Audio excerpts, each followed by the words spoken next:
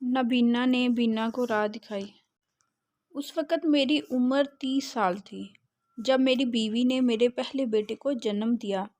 میں آج تک اس رات کو نہیں بھلا سکا کیونکہ میں رات کے تک اپنے دوستوں کے ساتھ ایک ریسٹ ہاؤس میں بیٹھا رہا جہاں ہم لا یعنی باتوں میں رات کے مصروف و مشغول رہتے تھے، اور اسی پر بس نہیں بلکہ دوسروں کی چگلی کھانا، غیبت کرنا، ناجائز و حرام طور پر لوگوں کی پگڑیاں اچھالنا اور ان کا مذاق اڑانا اس پر مستعد تھا۔ دوسروں کو ہنسانے کا کام زیادہ تر میں ہی کیا کرتا تھا۔ میں ہی زیادہ تر چگلی و غیبت کرتا اور میرے دوست سن سن کر کھلکھلاتے اور کہکے لگا لگا کر ہنستے تھے۔ مجھے وہ رات اب بھی اچھی طرح سے یاد ہے کہ اس رات میں نے انہیں خوب ہنسایا تھا۔ میں دوسروں کی نقلیں اتارنے کا عجیب ملکہ رکھتا تھا۔ میں اپنی آواز کو بدل کر اس شخص کی آواز کے قریب تر کر لیتا تھا جس کا مذاق اڑانا ہوتا تھا۔ جی ہاں، میں ہر کسی کا تمہسر اڑاتا رہتا تھا، اور تو اور خود میرے اپنے دوست بھی میرے ہاتھوں نہیں بچ پائے تھے۔ حتیٰ کہ بعض لوگوں نے مجھ سے کنارہ کشی اختیار کرنا شروع کر دی تھی تاکہ وہ میری زبان کے تیر و نشستر سے محفوظ رہ سکیں۔ مجھے اچھی طرح یاد ہے کہ اس رات میں نے بازار میں بھیک مانگنے والے ایک بھکاری کا مذاق اڑایا اور انتہائی خطرناک حرکت یہ کی کہ اس کے سامنے اپنا پاؤں کر کے اسے ایسا اڑنگا لگایا کہ وہ بیچارہ ٹھوکر کھا کر گرا اور پھر بیٹھ کر اپنے سر کو یوں پھیرنے لگا کہ گویا یہ کہہ رہا ہو کہ معلوم نہیں میں اسے کیا کہوں۔ میرے زوردار کہکوں سے سارا بازار گونج اٹھا اور میں حسب عادت اس رات بھی بہت دیر سے گھر لوٹا۔ کیا دیکھتا ہوں کہ میری بیوی میرے انتظار میں بیٹھی ہے اور اس کی حالت انتہائی قابل ترس نظر آ رہی تھی۔ اس نے کپکپاتی اور ٹوٹتی ہوئی آواز میں مجھ سے مخاطب ہو کر کہا، راشد تم کہاں تھے؟ میں نے اس کا مذاق اڑاتے ہوئے کہا، میں مریخ پر تو نہیں تھا، اپنے دوستوں کے ساتھ ہی تھا۔ نکاہت و کمزوری کے آثار اس پر واضح نظر آ رہے تھے۔ اس نے رندی ہوئی آواز سے کہا، راشد میں بہت تکلیف میں ہوں، لگتا ہے بچے کی ڈلیوری کا وقت بہت ہی قریب آ چکا ہے۔ یہ کہتے کہتے ایک خاموش آنسو اس کے رخسار پر ڈلک آیا۔ اب میرے اندر یہ احساس جاگنے لگا کہ میں نے اپنی بیوی کے بارے میں انتہائی بے پرواہی سے کام لیا ہے، جبکہ میرا فرض یہ تھا کہ میں اس کا خیال رکھتا، خصوصاً جب کہ وہ 9ویں مہینے میں تھی۔ میں فوراً اسے ہسپتال لے گیا۔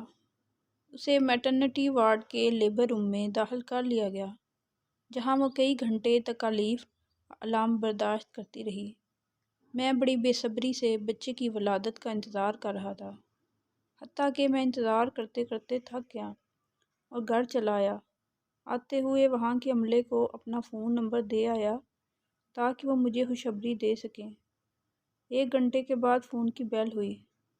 ریسیور اٹھایا تو ہسپتال والوں نے مجھے خوشخبری سنائی کہ تمہارے آنگن میں ایک پھول کھل گیا ہے جس کا نام میں نے پہلے ہی سے سوچ رکھا تھا کہ سالم ہوگا۔ میں بڑی تیزی سے ہسپتال پہنچا۔ جاتے ہی میں نے عملے سے اپنی بیوی کا کمرہ پوچھا۔ انہوں نے کہا کہ پہلے آپ اس ڈاکٹر صاحبہ سے مل لیں جو ڈلیوری کی انچارج تھی۔ میں نے چلاتے ہوئے کہا، کون سی ڈاکٹر صاحبہ سے مل لوں؟ مجھے سب سے پہلے اپنے بیٹے سالم کو دیکھنا ہے۔ انہوں نے کہا، آپ پہلے ڈاکٹر صاحبہ سے مل لیجئے۔ میں ڈاکٹر صاحبہ کے کمرے میں داخل ہوا تو اس محترمہ نے مصائب و مشکلات اور آزمائشوں کے بارے میں گفتگو شروع کی اور اللہ کی لکھی تقدیر و قضا پر خوشی و رضا کی تلقین کرنے کے بعد بتایا کہ تمہارے بیٹے کی دونوں آنکھوں کو بغور دیکھنے سے پتہ چل رہا ہے کہ وہ شاید بینائی کی نعمت سے محروم نابینا ہے۔ میں نے اپنا سر جھکا لیا۔ میں اپنے آنسوؤں کو روکنے کی کوشش کر رہا تھا اور ساتھ ہی مجھے وہ نابینا بھکاری یاد آ گیا جسے سرے بازار میں نے رنگا لگا کر گرایا اور لوگوں کو اس پر ہنسایا تھا۔ سبحان اللہ، سچ ہے، جیسا کرنا ویسا بننا، اور جو بوؤ گے سو کاٹو گے۔ تھوڑی دیر کے لیے شدت غم سے میری زبان گنگ ہو گئی۔ مجھے کچھ سجائی نہیں دے رہا تھا کہ میں کیا کہوں۔ پھر مجھے میری بیوی اور بیٹا یاد آ گئے میں نے ڈاکٹر صاحبہ کے اس لطیف انداز نصیحت اور ملائم گفتگو پر اس کا شکریہ ادا کیا اور اپنی اہلیہ کو دیکھنے کے لیے چل دیا۔ میری بیوی غمگین نہیں ہوئی، وہ اللہ کی قضاء و قدر پر ایمان رکھنے والی اور اس پر رضامند تھی۔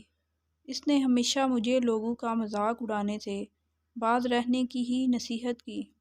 وہ ہمیشہ مجھے یہی کہا کرتی کہ لوگوں کی غیبت نہ کیا کریں اور نہ ہی کسی کی چغلی کھایا کریں۔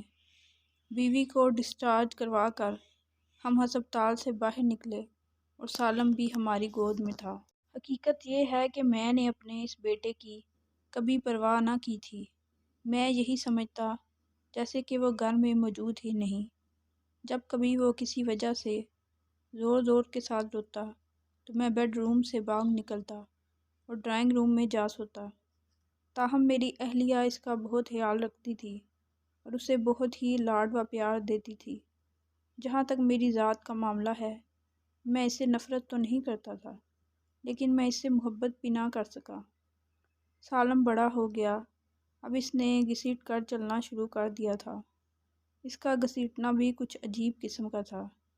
اس کی عمر 1 سال ہونے کو آئی تھی اور اس نے چلنے کی کوشش شروع کی تو ہمیں ایک نئے انکشاف کا سامنا کرنا پڑا کہ وہ نابینا ہونے کے ساتھ ساتھ لنگڑا بھی ہے۔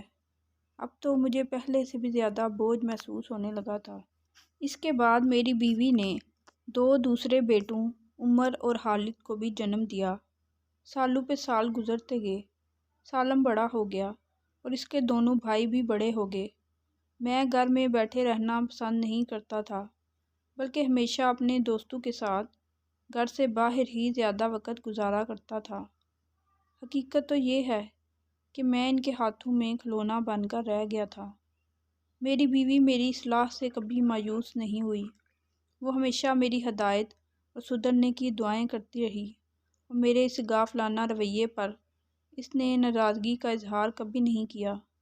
البتہ جب کبھی سالم کے بارے میں میری لاپرواہی محسوس کرتی اور دوسرے بچوں سے میری محبت و شفقت دیکھتی تو اس دو روحی پر وہ حزن و ملال میں مبتلا ہو جاتی۔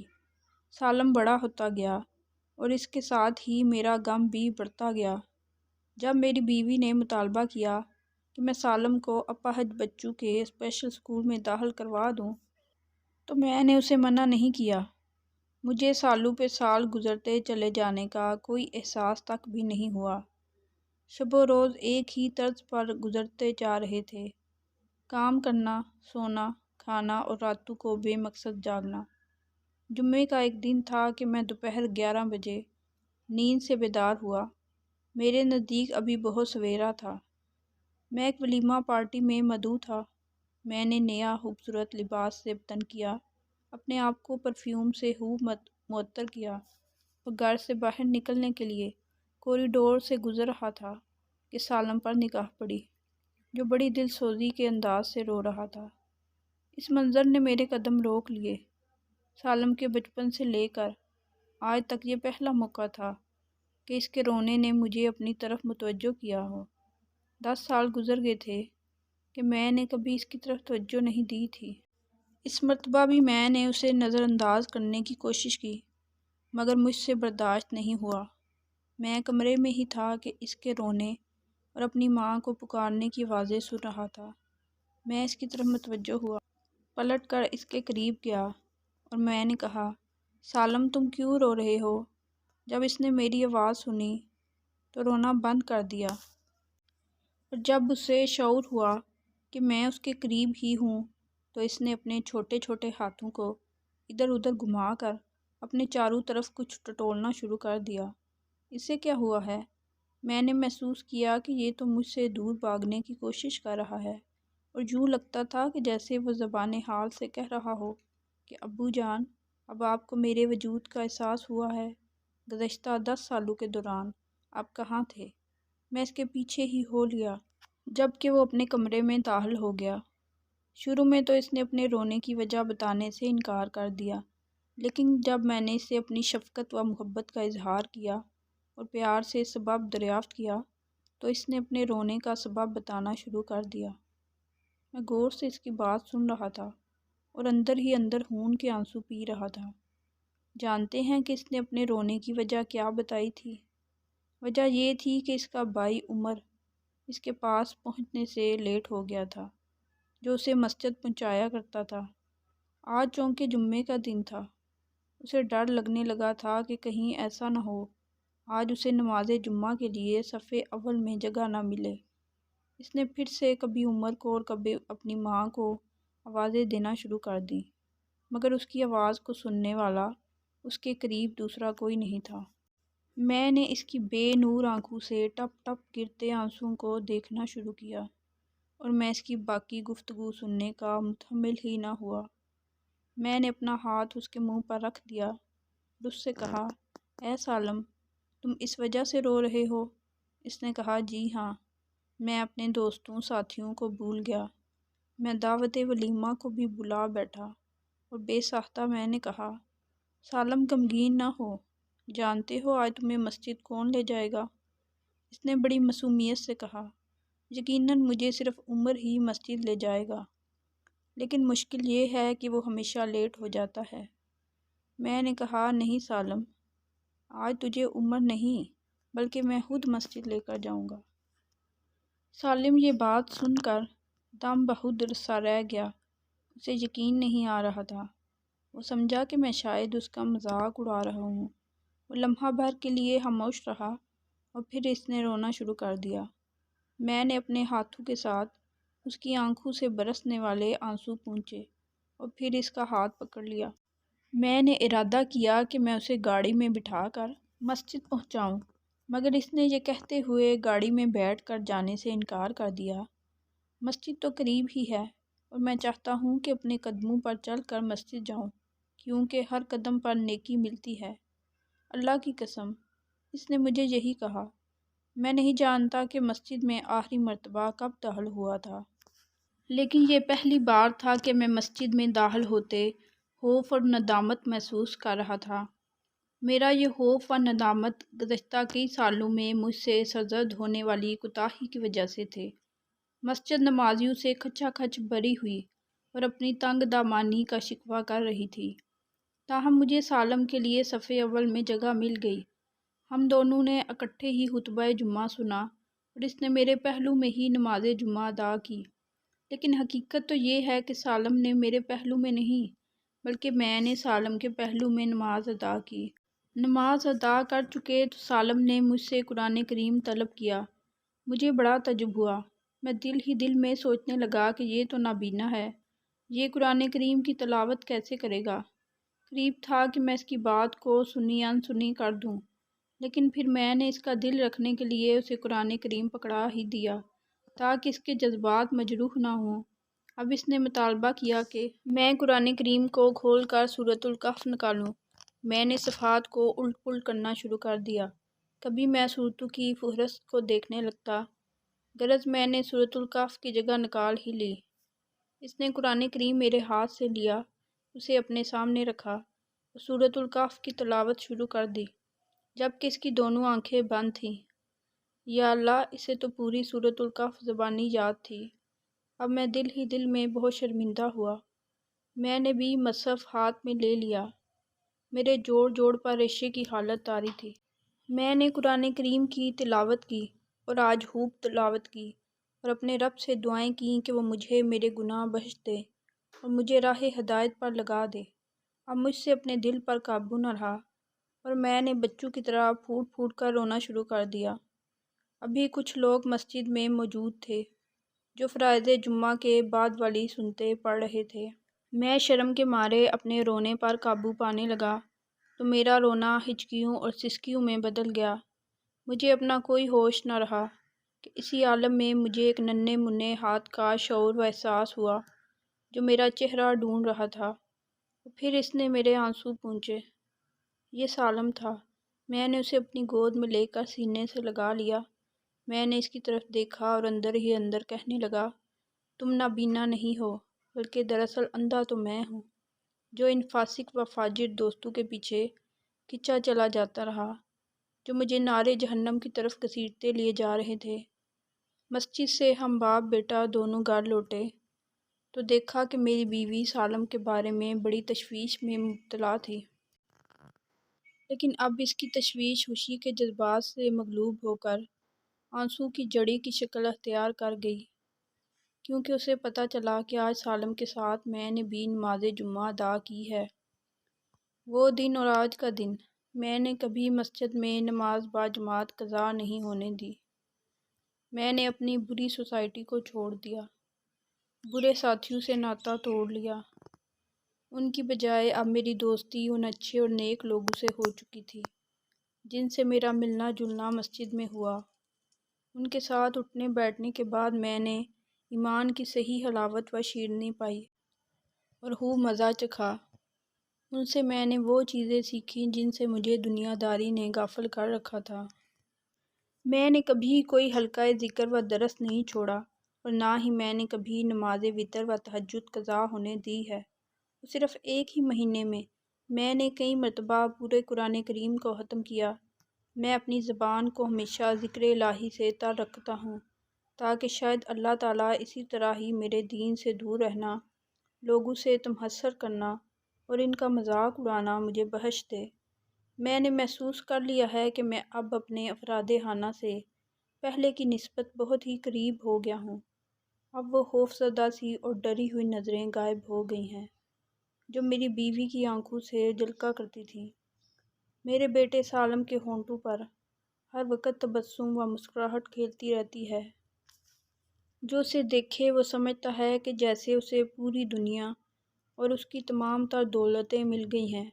میں اللہ تعالیٰ کی نعمتوں پر اس کا بہت ہی زیادہ شکر ادا کرتا ہوں۔ ایک دن میرے کچھ ساتھیوں نے پروگرام بنایا کہ دور دراز اور پسماندہ علاقوں کا سفر کیا جائے اور وہاں کے لوگوں میں صحیح عقیدے کی طرف دعوت و تبلیغ اور خالص کتاب و سنت پر مبنی دینی تعلیمات کی نشر و اشاعت کا فریضہ سر انجام دیا جائے۔ میں شروع میں کچھ متردد رہا، پھر میں نے اللہ سے رہنمائی طلب کرنے کے لیے نماز استخارہ پڑھی اور اپنی اہلیہ سے بھی مشورہ طلب کیا۔ مجھے توقع تھی کہ وہ انکار کر دے گی، لیکن معاملہ اس کے سراسر برعکس نکلا۔ وہ میری بات سن کر بہت ہی خوش ہوئی، بلکہ فرحت و مسرت کے اظہار کے ساتھ ساتھ ہی اس نے اس سلسلے میں میری خوب ہمت بندھائی اور میری حوصلہ افزائی کی۔ وہ اس سے پہلے مجھے اس حالت میں دیکھا کرتی تھی کہ میں فسق و فجور پر مبنی اور گناہ پر دوش سفروں کے لیے اس کے مشورے کے بغیر ہی نکل کھڑا ہوا کرتا تھا۔ اب میں اپنے لاڈلے سالم کی طرف چل دیا۔ اسے میں نے بتایا کہ میں سفر میں جانے والا ہوں۔ اس نے مجھے اپنے دونوں ننھے ننھے ہاتھوں میں سمیٹ لیا، فرحاں و شاداب مجھے الوداع کہا۔ میں نے 3.5 ماہ کا عرصہ اپنے گھر سے باہر گزارا۔ اس دوران میں مجھے جب بھی موقع ملتا میں اپنی بیوی سے فون پر رابطہ کرتا اور اپنے بیٹوں سے بھی گفتگو کرتا۔ مجھے ان سب کی یاد بہت ستانے لگی تھی، لیکن مجھے سب سے زیادہ سالم کی یاد آتی تھی۔ مجھے اس کی آواز سننے کی سخت تمنا تھی۔ صرف اکیلا وہی تھا کہ جس نے جب سے میں سفر پر نکلا تھا تب سے میرے ساتھ بات نہیں کی تھی۔ میرے فون کرنے پر کبھی وہ مدرسے میں ہوتا اور کبھی مسجد میں ہوا کرتا تھا۔ میں نے جب بھی سالم سے ملنے اور بات کرنے کی تمنا و شوق کا اظہار کیا تو میری بیوی فرحت و مسرت سے کھل اٹھتی اور خوشی کے جذبات سے مغلوب ہو کر اس سے ہنسی پھوٹ پھوٹ پڑتی، سوائے میرے آخری فون پر۔ اس مرتبہ میں نے اس کی متوقع ہنسی کی آواز نہیں سنی۔ اس کی آواز کچھ بدلی بدلی سی تھی۔ میں نے اسے کہا کہ سالم کو میرا سلام دینا۔ اس نے کہا انشاءاللہ، اور پھر وہ خاموش ہو گئی۔ بالآخر میں اپنا سفر مکمل کر کے گھر واپس لوٹ آیا۔ میں نے اپنے گھر کے دروازے پر دستک دی اور دل ہی دل میں یہ تمنا لیے ہوئے تھا کہ کاش دروازہ کھولنے کے لیے سالم آئے۔ لیکن دروازہ کھولنے والا میرا بیٹا خالد تھا، جس کی عمر ابھی 4 سال بھی نہیں ہوئی تھی۔ میں نے اسے اپنی باہوں میں لپٹا لیا اور وہ خوشی سے ابو ابو چلائے جا رہا تھا۔ پتہ نہیں کہ گھر میں داخل ہونے کے بعد میں نے اپنے دل میں گھٹن سی کیوں محسوس کرنے لگا۔ میں نے شیطان کے شر سے اللہ کی پناہ طلب کی۔ اعوذ باللہ من الشیطان الرجیم پڑھا۔ اتنے میں میری اہلیہ میری طرف بڑھتی آ رہی تھی۔